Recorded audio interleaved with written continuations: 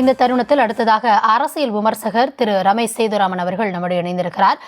வணக்கம் திரு ரமேஷ் சேதுராமன். அதாவது பாமகவில் தொடர்ந்து நிறுவனருக்கும் தலைவருக்கும் இடையில மோதல் போக்கு, இது தனிப்பட்ட ஒரு மோதல் போக்கு, இது 4 சபத்துக்குள்ள பேசி தீர்த்திருக்க வேண்டிய விஷயம் அப்படின்ற பார்வைகள் முன்வைக்கப்படுது. இன்னைக்கு ராமதாஸ் அவர்கள் செய்தியாளர்களை சந்திச்சாரு.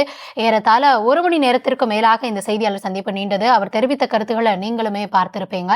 அதாவது பல்வேறு தனிப்பட்ட விஷயங்களையுமே அவர் இந்த செய்தியாளர் சந்திப்பின் போது சொல்லியிருந்தாரு. குடும்பத்துக்குள்ளாக என்ன நடந்தது, எது போன்ற விமர்சனங்கள் முன்வைக்கப்பட்டது, அதற்கு அவருடைய நடவடிக்கை எப்படி இருந்தது, அன்புமணி அவர்களுடைய பல்வேறு செயல்முறைகளையும் குறிப்பிட்டு அவர் விமர்சனங்களை முன்வச்சிருந்தாரு. இது போன்ற போக்கு பாமகவிற்கு எத்தகைய எதிர்காலத்தை உருவாக்கி தரும்னு நினைக்கிறீங்க? இல்ல, இது ரொம்ப ஒரு வருத்தமான ஒரு விஷயம். காரணம் என்னன்னா, நம்ம எப்பயுமே அரசியல் வாழ்க்கையையும் தனிப்பட்ட வாழ்க்கையும் தனித்தனியா தான் பிரிச்சு பார்ப்போம். அது பிரைவேட் மேட்ச்னு சொல்லுவோம். ஆனா ஒரு அரசியலில் இருப்பவர்கள் இல்லைன்னா பொது வாழ்க்கை அப்படின்னு சினிமாவோ மற்ற துறையோ பார்த்தீங்கன்னா பொதுவாக இந்த மாதிரி விஷயங்கள் கொஞ்சம் பொது வெளியில விவாதத்துக்கு வந்துடும். அது மக்கள் அசை போடுவதற்கான ஒரு விஷயமாகவும் வழங்கிடும் அப்படிங்கறத பாக்குறோம். இந்த நிலையில இதுவும் ஒரு முக்கியமான ஒரு காலத்துல ரொம்பவே ஒரு ப்ராமினன்ட் கட்சியாக இருந்த பாமக, அதே நேரத்துல ஒரு சமுதாயத்தில் மதிக்கப்பட்ட குடும்பம் திரு ராமதாஸ் ஐயா அவர்களது குடும்பம் இப்படின்னு இருக்கும்போது திரு அன்புமணி ராமதாஸ் ஒரு சிறந்த நண்பன் கூட. ஸோ அவங்களோட இதுல இன்னைக்கு இந்த மாதிரியான ஒரு பிரச்சனை வரும்போது இது பொது வெளியில் விவாதத்திற்கு அது அரசியல் பொறுத்தலாக யார் வேணா என்ன வேணா பேசலாங்கிறது வேற. ஆனா பொது வெளியில் ஒரு விவாத பொருளாக ஆக்குவது அது குடும்பத்திற்கும் சரி, அதே நேரத்துல அவங்களுடைய கட்சிக்கும் ஒரு ஆரோக்கியமான விஷயம் இல்லை அப்படின்னு நான் பாக்குறேன். ஏன் சொல்றேன்னா, இந்த மாதிரியான விஷயங்கள் பல இடங்களில் நடக்கிறது.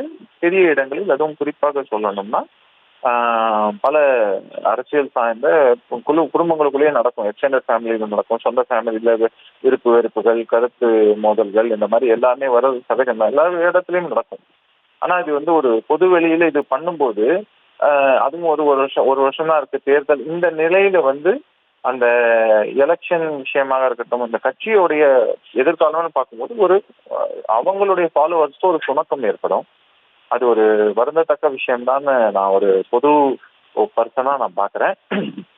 இதை பொறுத்தவரை அது உள்ளேயே அவர்களுக்குள்ள தீர்த்து கொள்ள வேண்டியது, அப்படியே இருந்தாலும் கூட வெளியே பேச வேண்டிய விவகாரங்கள் இது அல்ல. இதை குடும்ப விஷயத்தையும் அதே மாதிரி அரசியல் விவகாரத்தையும் கட்சி விவகாரத்தையும் போட்டு குழப்பிக் கொள்வது என்பது சரியானதாங்கிறதும் எனக்கு தெரியல.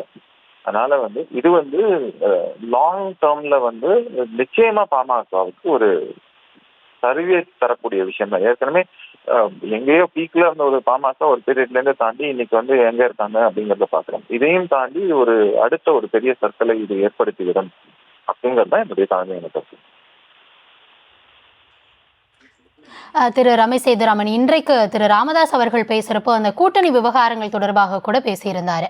அதாவது கூட்டணி தொடர்பான அந்த விவகாரத்துல முடிவெடுக்கிறதுல யாருக்கு அதிகாரம் அப்படின்ற அந்த விவகாரத்திலையுமே பிரச்சனை இருப்பதாக நம்மளால புரிந்து கொள்ள முடிகிறது. ஆக மொத்தத்துல இது குடும்பத்துக்குள்ளாக பிரச்சனை கட்சிக்கு வந்ததா, இல்ல கட்சியில இருக்கக்கூடிய பிரச்சனை குடும்பத்துக்கு நீண்டதா, இது போன்ற பல்வேறு விவகாரங்களும் ஒரு குழப்பமான ஒரு நிலையை தான் நீடிக்குது. இந்த கூட்டணி அது குறித்து டிசைட் பண்றது ஒரு முக்கியமான ரோல் பிளே பண்ணியிருக்கோம் இந்த விவகாரத்துல. நிச்சயமா இருக்கு. இன்னொன்னு திரு ராமதாஸ் அவர்கள் அவருடைய சன், இப்ப நான் நமது முன்னாள் முதல்வர் கருணாநிதி அவர்களாக இருக்கட்டும், அதை தொடர்ந்து திரு ஸ்டாலின் நமது முதல்வர் அவர்களாக இருக்கட்டும், இவங்க வந்தப்போ கூட அதெல்லாம் ஒரு குடும்ப அரசியல் காரணம் என்னன்னா ஆரம்பத்தை கட்சியில இன்வால்வ்டு. அதே மாதிரிதான் திரு அன்புமணி ராமதாஸ் அவர்களும் அந்த கட்சியை பொறுத்தவரைக்கும் ஒரு ஆரம்பம் முதலாகவே தன்னுடைய கட்சியோடைய பணிகள்ல ஈடுபட்டு வந்திருக்காரு தொடர்ந்துங்கிறத நம்ம பார்க்கிறோம். ஸோ அந்த விஷயத்துல நம்ம பார்க்கும்போது இது ஒரு கட்சி குடும்பம் தாண்டி ஒரு கட்சிங்கிற முறையில் அவங்க செயல்பட்டாங்கன்னா கூட ஏதோ ஒரு பாயிண்ட்ல இந்த ஹேண்ட் ஓவர்ங்கிறது நடைபெறும். ஏன்னா 80 வயசோ 90 வயசோ அது வரைக்கும் கூட நான் தான் கட்சியின் நிறுவனங்கிற முறையில் எனக்கு தான் எல்லாம் இருக்கு அப்படிங்கிற மாதிரி சொல்ல முடியாது. அடுத்தடுத்த தலைவருக்கு திரு அன்புமணி ராமதாஸை எடுத்துக்கொண்டீர்களானா அவரும் அவருடைய வயது என்னங்கிறதும் எல்லாருக்கும் தெரியும் இன்னைக்கு. அப்படி இருக்கக்கூடிய சூழல்ல ஸோ அவருக்கான பொறுப்புகள் தலைவர்கிற முறையில கொடுக்கப்பட்டிருக்கும் போது ஒரு சில கண்ட்ரோல்ங்கிறத அவருக்கு கொடுக்க வேண்டியதும் ஒரு நியாயமான விஷயமாக இருக்கும் அப்படின்னு நான் பாக்குறேன். ஏன்னா காலம்ங்கிறது மாறிக்கொண்டே இருக்கிறது. ஒவ்வொருடைய கணக்கு வேற வேற மாதிரியாக இருக்கும் அரசியலை பொறுத்தவரை. அதே மாதிரி இப்போ கட்சி எப்படின்னு வந்துட்டாக்க இவங்க 2 பேர் மட்டும் தான் முடிவெடுக்கிறதுங்கிறதுல நிச்சயமாக மற்ற தலைவர்களும் அந்த கட்சியில இருப்பாங்க, குழு இருக்கும், தலைமை குழு. இந்த மாதிரியான அவங்க இல்லாம இருக்கக்கூடிய முடிவு, அவங்க கொடுக்கக்கூடிய அழுத்தம், அவர்களும் சேர்ந்து கொண்டு இந்த மாதிரியாக ஒரு பிளவு ஏற்படுத்துவது அப்படிங்கிறது வந்து ஒரு சரியான விஷயமா அப்படின்னு எனக்கு புரியல. அதுல என்னவாக இருந்தா கூட அதை பேசி சமரசம் செய்து அதற்கு உண்டான ஒரு தீர்வை எட்டி போவது மட்டுமே ஒரு சரியாக இருக்கும்.